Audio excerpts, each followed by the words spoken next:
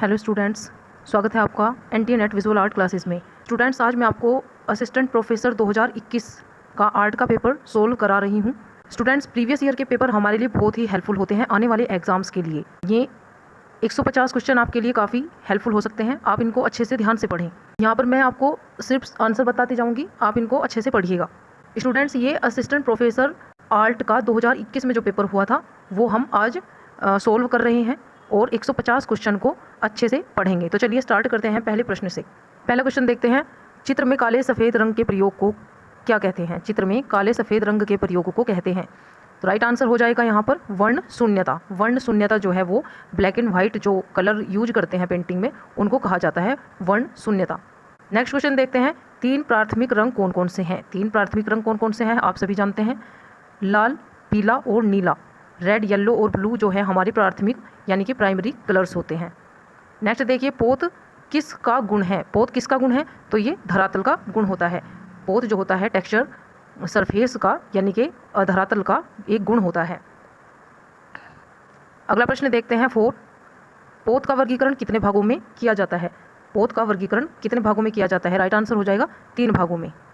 Next question देखते हैं, प्रमाण को अन्य किस रूप में जाना जाता है? प्रमाण को अन्य किस रूप में जाना जाता है? संबद्धता का सिद्धांत। जो संबद्धता का सिद्धांत होता है प्रमाण का एक अन्य रूप है। नेक्स्ट देखिए, मधुबनी शैली किस राज्य में विकसित हुई है? मधुबनी शैली किस राज्य में विकसित हुई है? तो ये बिहार में जो है विकसित हुई है। नेक्स्ट क्वेश्चन देखते हैं, प्रागैतिहासिक कला का मुख्य विषय क्या था?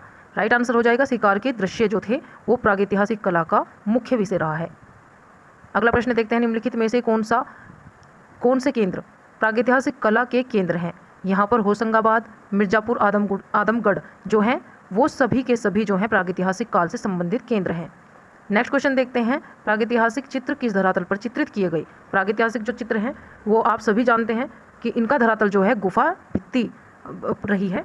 गुफाओं की भित्तियों पर ये जो थे चित्रित किए गए थे प्रागैतिहासिक चित्र। नेक्स्ट क्वेश्चन देखिए, भीमबेटका की गुफाएं कहाँ पर स्थित हैं? भीमबेटका की गुफाएं कहाँ पर स्थित हैं? मध्य प्रदेश में।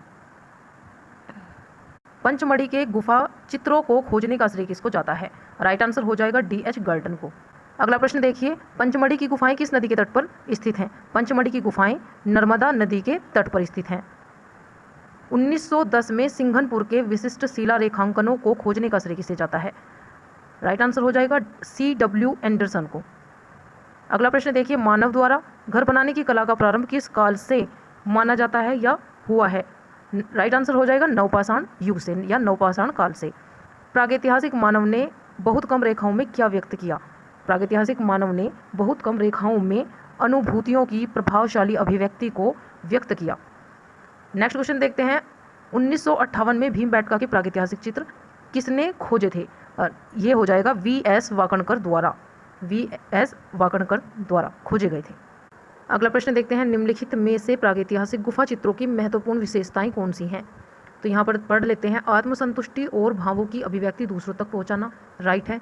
अपनी सरल व प्रसन्नतापूर्ण प्रकृति को व्यक्त करना, ये भी सही है। अगला देख लेते हैं पॉइंट, अपनी आस्था और विश्वास की कहानी बताना, ये सभी राइट हो जाएंगे। उक्त सभी राइट ऑप्शन हो जाएगा 4। नेक्स्ट देखते हैं, किसने पंचमढ़ी क्षेत्र में फिर से अधिक मात्रा में चित्र खोजकर 1948 ईस्वी में pre historic exploration in India में अपनी खोज को प्रकाशित करवाया था? राइट आंसर हो जाएगा अमलानंद घोष ने। अमलानंद घोष द्वारा जो 1948 में pre historic exploration in India में इन्होंने पंचमढ़ी क्षेत्र की जितनी भी इनको जानकारी प्राप्त थी वो सभी खोजबीन इन्होंने अपने इस आर्टिकल में प्रकाशित कराई थी। नेक्स्ट देखिए, घोड़मंगर की गुफाएं विंध्य पर्वतमाला में किसके पास स्थित हैं? राइट आंसर हो जाएगा इसका मिर्जापुर। घोड़मंगर की जो गुफाएं हैं वो विंध्य पर्वतमाला में मिर्जापुर के पास स्थित हैं। नेक्स्ट क्वेश्चन देखिए, सिंधु घाटी सभ्यता की प्रथम खुदाई कहाँ से प्रारंभ हुई? तो ये हड़प्पा से प्रारंभ हुई थी। नेक्स्ट देखिए, सिंधु घाटी के नागरिकों द्वारा कौन सी धातु बहुतायत में प्रयोग लाई गई? यानी कि सबसे ज़्यादा कौन सी धातु का सिंधु घाटी के नागरिकों ने प्रयोग किया था? इसका राइट आंसर हो जाएगा तांबा। तांबे का प्रयोग सिंधु घाटी के नागरिकों द्वारा बहुत अधिक मात्रा में किया गया। स्टूडेंट्स, यहाँ पर मैं आपको किसी भी आंसर की कोई डिटेल बता के नहीं चल रही हूँ क्योंकि इससे फिर वीडियो थोड़ा लंबी हो जाती है। यहाँ पर सिर्फ हम प्रश्नों को हल ही करते चल रहे हैं। अगला प्रश्न देखते हैं, बेलारी की गुफाओं की खोज 1892 ईस्वी में किस अंग्रेज ऑफिसर ने की थी? राइट आंसर हो जाएगा F. फासेट द्वारा बेलारी की गुफाओं की खोज की गई थी 1892 में। नेक्स्ट क्वेश्चन देखिए, कनिंघम ने हड़प्पा टीला किस वर्ष में खोजा था? राइट आंसर हो जाएगा 1878 ईस्वी में। 1878 ईस्वी में कनिंघम ने हड़प्पा टीला जो था वो खोजा था। नेक्स्ट क्वेश्चन देखते हैं, हड़प्पा लिपि को किस नाम से जाना जाता है? हड़प्पा लिपि को किस नाम से जाना जाता है? राइट आंसर हो जाएगा इसमें हायरोग्लिफ्स जो है ये लिपि है और ये प्रथम लिपि यहाँ की मानी जाती है, हीरोग्लिफ। नेक्स्ट देखते हैं, मोहनजोदड़ो से प्राप्त वस्तुओं में सर्वाधिक रोमांचक नर्तकी की मूर्ति है। मोहनजोदड़ो से प्राप्त वस्तुओं में सर्वाधिक रोमांचक जो है वो नर्तकी की मूर्ति है, वह किस पदार्थ में बनाई गई है? तो राइट आंसर हो जाएगा यहाँ पर कांस्य में। नेक्स्ट क्वेश्चन देखिए, मोहनजोदड़ो से प्राप्त महत्वपूर्ण मूर्तियों में दाढ़ी मूंछ युक्त, सिर पर गोल अलंकरण धारण किए तथा बाएं कंधे पर सोल लिए एक आवक्ष प्रतिमा प्राप्त हुई है, उसे किस रूप में जाना जाता है? उसे किस रूप में जाना जाता है? तो राइट आंसर हो जाएगा यहाँ पर पुजारी के रूप में। पुजारी के रूप में इन्हें माना गया है। अगला प्रश्न देखते हैं, सिंधु घाटी सभ्यता के उत्कृष्ट अवशेषों में व्यापक विस्तार में मिले अवशेष किसके हैं? इसका सही उत्तर हो जाएगा सुव्यवस्थित नगर योजना के, सुव्यवस्थित नगर योजना। नेक्स्ट देखिए, जोगीमारा की गुफाएं रायगढ़ पर किस क्षेत्र में स्थित हैं? जोगीमारा की गुफाएं रायगढ़ पर किस क्षेत्र में स्थित है? राइट आंसर हो जाएगा इसका सरगुजा क्षेत्र में। सीताबोंगरा गुफा किस रूप में महत्वपूर्ण है? सीताबोंगरा जो गुफा है वो किस रूप में महत्वपूर्ण है? तो यहाँ पर राइट आंसर हो जाएगा नाट्यशाला के रूप में। नेक्स्ट देखिए, अजंता भारत के प्राचीनतम मठों में से एक है। यह गुफा मंदिरों का समूह महाराष्ट्र राज्य के किस शहर में स्थित है? तो राइट आंसर हो जाएगा औरंगाबाद जिले में। महाराष्ट्र राज्य के औरंगाबाद जिले में ये स्थित है। नेक्स्ट देखिए, सतपुड़ा की पहाड़ियों की अर्धचंद्राकार घाटी में जहाँ से बाघोरा नदी घूमती है, कौन से मंडप स्थित हैं? इसका राइट आंसर हो जाएगा अजंता। अगला प्रश्न देखते हैं, बोधिसत्व पद्मपाणि का चित्र अजंता के किस नंबर की गुफा में है? राइट आंसर हो जाएगा यहाँ पर गुफा संख्या 1 में। नेक्स्ट देखिए, उत्कृष्ट कृति जिसे सामान्यतः मरती हुई राजकुमारी नाम से जाना जाता है, अजंता की किस गुफा नंबर में स्थित है? राइट आंसर हो जाएगा 16, गुफा संख्या 16। अजंता की गुफा संख्या 16 में मरती हुई राजकुमारी चित्र है। नेक्स्ट देखिए, चट्टानों को काटकर बनाए गए बाघ गुफा मंदिर मध्य प्रदेश के धार जिले में किस नदी के तट पर स्थित है? इसका सही उत्तर हो जाएगा बाघिनी। नेक्स्ट देखिए, बाघ के गुफा मंदिर 3 को प्राय किस नाम से जाना जाता है? इसको जाना जाता है हाथी खाना के नाम से। नेक्स्ट क्वेश्चन देखते हैं, बाघ में कुल कितने गुफा मंदिर हैं? बाघ में कुल कितने गुफा मंदिर हैं? राइट आंसर हो जाएगा 9। अगला प्रश्न देखते हैं, अजंता गुफा मंदिर समूह में इन गुफाओं में आज भी चित्र मौजूद हैं। अजंता गुफा मंदिर समूह में इनमें आज भी चित्र मौजूद है। तो यहाँ पर अजंता की किन गुफाओं में जो है आज भी चित्र मौजूद है उसकी संख्या पूछी गई है। तो यहाँ पर राइट आंसर हो जाएगा, देखिए 1, 2, 9, 10 और 16, 17। 1, 2 गुफा संख्या के ये नंबर दिए गए हैं, गुफा संख्या 1, 2, 9, 10, 16 और 17। राइट आंसर जो है यहाँ पर 2 हो जाएगा। नेक्स्ट क्वेश्चन देखते हैं, निम्नलिखित में से कौन सा चित्र अजंता गुफा मंदिर संख्या 2 में चित्रित किया गया है? महारानी माया का स्वप्न व विचार जो चित्र है वो गुफा अजंता गुफा के संख्या 2 में चित्रित है। नेक्स्ट देखिए, बाघ गुफा मंदिरों में चित्रों के अवशेष देखे जा सकते हैं। बाघ गुफा मंदिरों में चित्रों के अवशेष देखे जा सकते हैं। इसका सही उत्तर हो जाएगा गुफा मंदिर जो संख्या है 4 और 5 में। नेक्स्ट देखिए, बाघ गुफा चित्रों के रेखाचित्र किसने बनवाए? बाघ गुफा चित्रों के रेखाचित्र किसने बनवाए थे? तो ये बनवाए थे असित कुमार हलदार ने। नेक्स्ट देखिए, बाघिनी नदी किस नदी की सहायक नदी है जिसके किनारे बाघ की गुफाएं शोभायमान है? यहाँ पर राइट आंसर हो जाएगा नर्मदा नदी। अगला प्रश्न देखते हैं, चट्टानों को काटकर बनाई गई बादामी के मंदिर किस राज्य में फैले हैं? चट्टानों को काटकर बनाए गए बादामी के मंदिर किस राज्य में फैले हुए हैं? राइट आंसर हो जाएगा कर्नाटक में। चट्टानों को काटकर जो बादामी के मंदिर बनाए गए हैं वो कर्नाटक राज्य में स्थित है। नेक्स्ट क्वेश्चन देखते हैं, बादामी में कितनी गुफाएं हैं जो एक ही पहाड़ी पर स्थित हैं? बादामी में कितनी गुफाएं हैं जो एक ही पहाड़ी पर स्थित है? तो बादामी में कुल 4 गुफाएं हैं जो एक ही पहाड़ी पर स्थित हैं। नेक्स्ट क्वेश्चन देखते हैं, बादामी में कौन से नंबर की गुफा चित्रों की दृष्टि से महत्वपूर्ण है? बादामी में कौन से नंबर की गुफा चित्रों की दृष्टि से महत्वपूर्ण है? राइट आंसर हो जाएगा इसका तीसरी, जो बादामी में तीसरे नंबर की गुफा है वो चित्रों की दृष्टि से महत्वपूर्ण है। नेक्स्ट क्वेश्चन देखते हैं, बादामी की गुफाएं किस धर्म से संबंधित है? बादामी की गुफाएं किस धर्म से संबंधित है? इसका राइट आंसर हो जाएगा, बादामी की जो गुफाएं हैं वो किस किस धर्म से संबंधित है? शिव धर्म से भी संबंधित है, वैष्णव धर्म से भी संबंधित है और जैन धर्म से भी संबंधित है। तो यहाँ पर राइट आंसर हो जाएगा उक्त सभी जो है वो बादामी की गुफाएं हैं शिव और वैष्णव और जैन धर्म से संबंधित रहेंगी।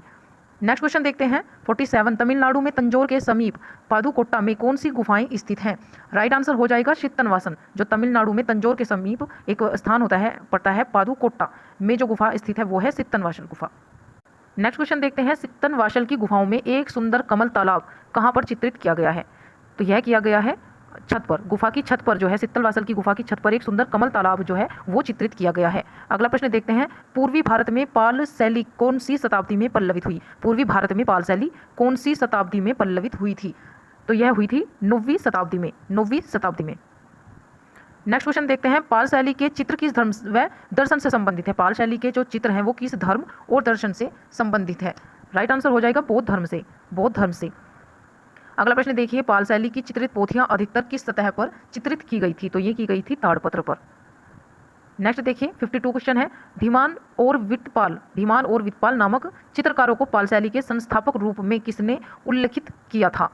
तो यह किसने किया था? राइट आंसर हो जाएगा इसमें लामा तारानाथ के द्वारा धीमान और वित्तपाल नामक चित्रकारों को पाल शैली के संस्थापक के रूप में उल्लेखित किया था। किन्होंने? लामा तारानाथ ने। नेक्स्ट देखिए पूर्वी भारत के किन राज्यों में पाल शैली के चित्र पाए गए? पूर्वी भारत के किन राज्यों में पाल शैली के चित्र पाए गए हैं? तो ये पाए गए हैं बिहार, बंगाल, उड़ीसा, असम और नेपाल में। नेक्स्ट क्वेश्चन देखते हैं पूर्वी मध्यकालीन चित्रों को अपभ्रंश शैली नाम किसने दिया था? पूर्वी मध्यकालीन चित्रों को अपभ्रंश शैली नाम किसने दिया था? राय कृष्णदास द्वारा पूर्व मध्यकालीन चित्रों को अपभ्रंश शैली नाम दिया गया। नेक्स्ट क्वेश्चन देखते हैं अनेक विद्वानों ने अपभ्रंश शैली को विविध नामों से संबोधित किया जो इस प्रकार हैं। पाल शैली, पश्चिम भारतीय शैली, गुजरात शैली और जैन शैली आदि नामों से जो है अपभ्रंश शैली को संबोधित किया गया था। अगला प्रश्न देखते हैं जैन मुनियों का सर्वप्रिय ग्रंथ कल्पसूत्र जो 13वीं व 14वीं शताब्दी का है किस धरातल पर चित्रित किया गया है? जैन मुनियों का सर्वप्रिय ग्रंथ जो है वो कल्पसूत्र, इसका टाइम पीरियड भी दिया गया है 13वीं से 14वीं शताब्दी। ये किस धरातल पर जो है चित्रित किया गया है? तो ये ताड़पत्र पर चित्रित किया गया है। अगला प्रश्न देखते हैं राजस्थान में प्रथम ताड़पत्र पर चित्रित प्राप्त ग्रंथ कौन सा है? यहाँ पर सही उत्तर हो जाएगा श्रावक प्रतिक्रमण सूत्र चूर्णी। नेक्स्ट देखिए कागज पर चित्रित ग्रंथ उत्तराध्ययन सूत्र कहाँ सुरक्षित है? राइट आंसर हो जाएगा जैसलमेर में, जैसलमेर में। अगला प्रश्न देखते हैं कल्पसूत्र की अति प्राचीन चित्रित प्रति किसके पास है? कल्पसूत्र की अति प्राचीन चित्रित प्रति किसके पास है? तो ये मोतीचंद्र खजांची, मोतीचंद्र जो खजांची हैं उनके पास कल्पसूत्र की अत्यधिक जो प्राचीन चित्रित प्रति है उनके पास ये है। नेक्स्ट क्वेश्चन देखते हैं अपभ्रंश शैली के किस ग्रंथ में नायक नायिका की प्रणय श्रृंखला पर आधारित 79 जो है 79 सुंदर चित्र चित्रित किए गए हैं? सही उत्तर हो जाएगा इसका वसंत विलास, वसंत विलास। अगला प्रश्न देखते हैं रति रहस्य सचित्र ग्रंथ के चित्र किस विषय से संबंधित हैं? रति रहस्य जो एक सचित्र ग्रंथ है इसके चित्र किस विषय से संबंधित है? तो ये है कामशास्त्र से संबंधित। अगला प्रश्न देखते हैं मुगल शैली का जन्म किन शैलियों के मिश्रण का परिणाम था? मुगल शैली का जो जन्म है वो किन दो शैलियों के मिश्रण का परिणाम था? तो यहाँ पर राइट आंसर देखिए हो जाएगा फारसी और भारतीय शैली के मिश्रण से। अगला प्रश्न देखते हैं भारतीय हिंदू और विदेशी मुस्लिम कलाकारों ने मिलकर मुगल शैली को पूरी तरह से किस भूमि पर विकसित किया था? तो ये किया था भारतीय भूमि पर।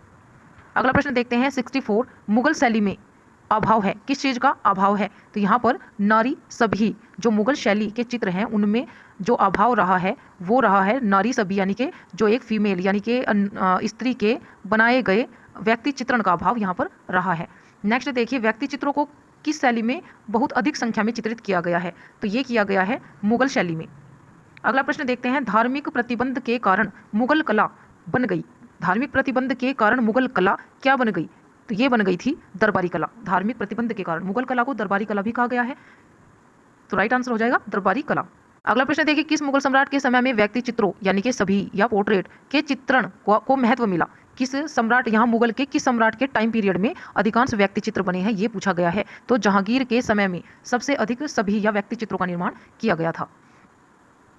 अगला प्रश्न देखिए किस शासक का शासनकाल मुगल कला का स्वर्ण युग कहा जाता है? ये बहुत ही इंपॉर्टेंट क्वेश्चन है, ये ज़्यादातर क्वेश्चन एग्जाम में देखा भी गया है। राइट आंसर हो जाएगा इसमें जहांगीर। जहांगीर के शासनकाल को ही मुगल कला का स्वर्ण युग कहा जाता है। किस बादशाह का शासनकाल स्थापत्य कला का स्वर्ण युग है? ये भी बहुत इंपॉर्टेंट क्वेश्चन है। किस बादशाह का शासनकाल स्थापत्य कला का स्वर्ण युग माना गया है? ये शाहजहां, जो स्थापत्य कला का स्वर्ण युग माना गया है शाहजहां के काल को माना गया है। अगला प्रश्न देखिए अकबर काल की प्रथम ज्ञात चित्र श्रृंखला जो 28 इंच गुणे 22 इंच के कागज पर संयोजित यानी कि चित्रांकित की गई थी, तो ये कौन सी थी? इसका नाम पूछा गया है यहाँ पर। राइट आंसर हो जाएगा दास्तान अमीर हमजा जो है वो अकबर के काल की प्रथम ज्ञात चित्रित श्रृंखला है और यहाँ पर इसकी माप भी दी गई है, आप इसको अच्छे से देखिएगा। नेक्स्ट क्वेश्चन देखते हैं, अकबर के शासनकाल के चित्रकार कौन थे? अकबर के शासनकाल के चित्रकार कौन थे? तो मीर सैयद अली, दशवंत बसावन, मुकुंद जमाल आदि ये सभी अकबर के शासनकाल के प्रमुख चित्रकार रहे हैं। अगला प्रश्न देखते हैं, दक्कन शैली के 17वीं शताब्दी के चित्र कहाँ सुरक्षित हैं? तो ये है सालार जंग म्यूजियम हैदराबाद में। सालार जंग म्यूजियम हैदराबाद में ये चित्र सुरक्षित या संग्रहित है।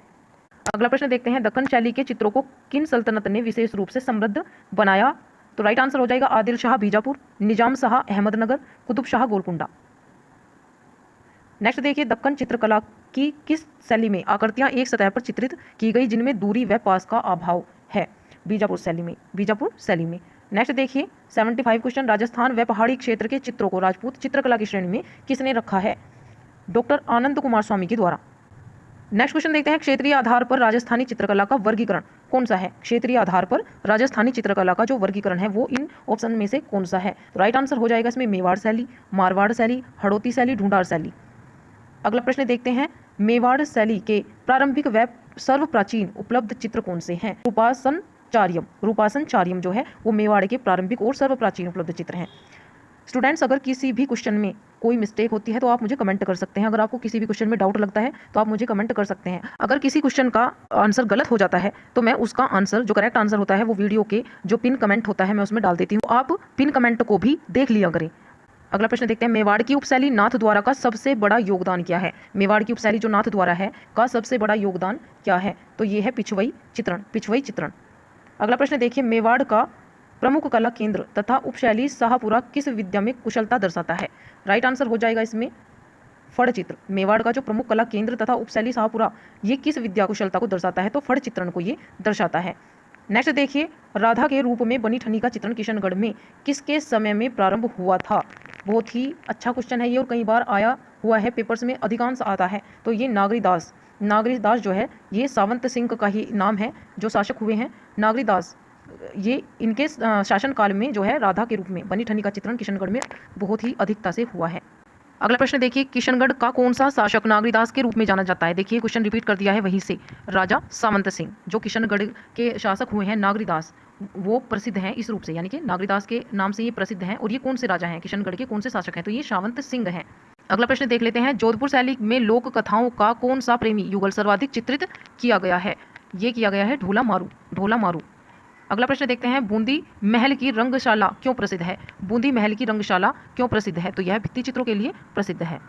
नेक्स्ट देखिए, अराइस तकनीक आला गीला से बनाए गए भित्ति चित्र जो वास्तु का भाग ही बन गए वो राजस्थान में कहाँ चित्रित किए गए? तो ये जयपुर में चित्रित किए गए हैं। अगला प्रश्न देखते हैं, पंजाब और हिमालय की खूबसूरत वादियों में 16वीं शताब्दी के उत्तरार्ध में कौन सी कला शैली विकसित हुई थी? तो ये हुई थी पहाड़ी शैली। अगला प्रश्न देखिए, पहाड़ी चित्रकला में अनेक उपशैलियां दृष्टिगत होती हैं जिनमें से कौन सी शैली महत्वपूर्ण व सुप्रसिद्ध है? तो ये है गुलेर शैली। नेक्स्ट क्वेश्चन देखिए, पहाड़ी चित्रकला की प्रधान विषय वस्तु वैष्णववाद के साहित्य से प्रेरित थी। नायक नायिका भेद। नायक नायिका भेद। क्वेश्चन नंबर 88 है, 1952 में WG आर्चर ने पहाड़ी चित्रकला की विविध शैलियों को शोधपूर्ण व विश्लेषणात्मक अध्ययन में अपनी किस पुस्तक के माध्यम से प्रस्तुत किया? तो इन्होंने Indian painting in the Punjab hills प्रकाशित किया। अगला प्रश्न देखते हैं, भारतीय कला में धातु मूर्ति शिल्प का सर्वप्राचीन उदाहरण कौन सा है? भारतीय कला में धातु मूर्ति शिल्प का सर्वप्राचीन उदाहरण कौन सा है? राइट आंसर हो जाएगा नर्तकी सिंधु सभ्यता। नर्तकी जो कि सिंधु सभ्यता से प्राप्त हुई है। अगला प्रश्न देखते हैं, सारनाथ का सिंह स्तंभ किस सम्राट द्वारा बनवाया गया था? तो ये अशोक द्वारा बनवाया गया था। अगला प्रश्न देखिए, एलिफेंटा के मंदिरों में कौन से भगवान की मूर्ति जो है मुख्य रूप से बनी हुई है? राइट आंसर हो जाएगा शिव। शिव की जो मूर्ति है, भगवान शिव की जो मूर्तियां हैं वो एलिफेंटा के मंदिरों में मुख्य रूप से निर्मित की गई है, बनाई गई है। अगला प्रश्न देखते हैं, एलिफेंटा की गुफाएं किस द्वीप पर स्थित हैं? तो ये धारापुरी में स्थित है। मूर्तियों पर असाधारण चमक यानी कि ओप किस युग की विशेषता है? तो ये है मौर्य काल की विशेषता। क्वेश्चन नंबर 94 देखते हैं, सांची स्तूप की कला किस धर्म से संबंधित है? सांची स्तूप की कला किस धर्म से संबंधित है? तो ये है बौद्ध धर्म से संबंधित। भरहूत स्तूप का अन्वेषण किसने किया? भरहूत स्तूप का अन्वेषण जो है वो किसने किया था? राइट आंसर है एलेक्जेंडर कनिंघम के द्वारा जो है भरहूत स्तूप का अन्वेषण किया गया था। नेक्स्ट देखिए, गांधार मूर्ति कला के लिए कौन सा प्रस्तर या पत्थर काम में लिया जाता है? तो ये लिया जाता है काला स्लेट पत्थर जो है वो गांधार मूर्ति कला के लिए काम में लिया गया। अगला प्रश्न देखते हैं, मथुरा शैली में मूर्ति निर्माण हेतु किस पत्थर का प्रयोग किया गया? लाल बलुआ पत्थर का। अगला प्रश्न देखिए, आंध्र प्रदेश में गुंटूर जिले में अमरावती का स्तूप किस नदी के किनारे पर स्थित है? राइट आंसर हो जाएगा कृष्णा नदी। ये कृष्णा नदी के तट पर स्थित है। अगला क्वेश्चन देखते हैं, उत्तरी भारत की कला में सभी धार्मिक समुदायों की दृष्टि से साधारण किस युग की कला को शास्त्रीय चरमोत्कर्ष व स्वर्ण युग के रूप में स्थान दिया जाता है? गुप्त काल को ही स्वर्ण युग कहा जाता है। अगला प्रश्न देखते हैं, सुल्तानगंज बुद्ध की आदमकद ताम्र प्रतिमा किस काल की है? सुल्तानगंज बुद्ध की आदमकद ताम्र प्रतिमा जो है वो किस काल की है? गुप्त काल की मानी गई है। ये गुप्त काल की है। अगला प्रश्न देखिए, राजस्थान में ब्लू पोट्री कला के पर्याय के रूप में किस कलाकार को जाना जाता है? तो ये जाना जाता है कृपाल सिंह शेखावत को। अगला प्रश्न देखते हैं, चित्रकार कृपाल सिंह शेखावत को भारत सरकार द्वारा किस वर्ष पद्म श्री प्रदान किया गया? चित्रकार कृपाल सिंह शेखावत को भारत सरकार द्वारा किस वर्ष पद्म श्री प्रदान किया गया था? तो 1974 में इन्हें पद्म श्री प्रदान किया गया था। अगला प्रश्न देखिए, कृपाल सिंह शेखावत ब्लू पोट्री के पिता ने 1960 के दशक में अपने निवास पर एक संस्था प्रारंभ की, उसका नाम क्या है? देखिए यहाँ पर एक और जो पॉइंट है वो निकल कर आया है, कृपाल सिंह शेखावत ये यानी कि ब्लू पोट्री के पिता के रूप में जाने जाते हैं। यानी कि अगर क्वेश्चन आता है कि ब्लू पोट्री के पिता के रूप में किसको जाना जाता है, तो यहाँ पर कृपाल सिंह शेखावत को जाना जाता है। और इन्होंने 1960 के दशक में अपने निवास पर एक संस्था प्रारंभ की थी, उसका नाम यहाँ पर पूछा गया है, जिसका नाम है कृपाल कुंभ, जो है कृपाल कुंभ के नाम से इन्होंने एक संस्था प्रारंभ की थी। अगला प्रश्न देखिए, किस चित्रकार को भीलों का चितेरा उपनाम से जाना जाता है? किस चित्रकार को भीलों का चितेरा उपनाम से जाना जाता है? तो गोवर्धन लाल जोशी बाबा को भीलों का चितेरा उपनाम से जाना जाता है। अगला प्रश्न देखिए, गोवर्धन लाल जोशी बाबा का जन्म कहाँ पर हुआ था? काकरोली उदयपुर में इनका जन्म हुआ था। नेक्स्ट क्वेश्चन देखिए, निम्नलिखित में से कौन भैंसों के चित्रकार के रूप में जाने जाते हैं? परमानंद चोयल। जो परमानंद चोयल चित्रकार हैं वे भैंसों के चित्रकार के रूप में जाने जाते हैं और इनको भैंसों के चित्र बनाने के लिए प्रसिद्धि प्राप्त है। अगला प्रश्न देखते हैं, चित्रकार परमानंद चोयल का जन्म किस वर्ष हुआ था? इनका जो जन्म हुआ था वो 1924 कोटा में हुआ।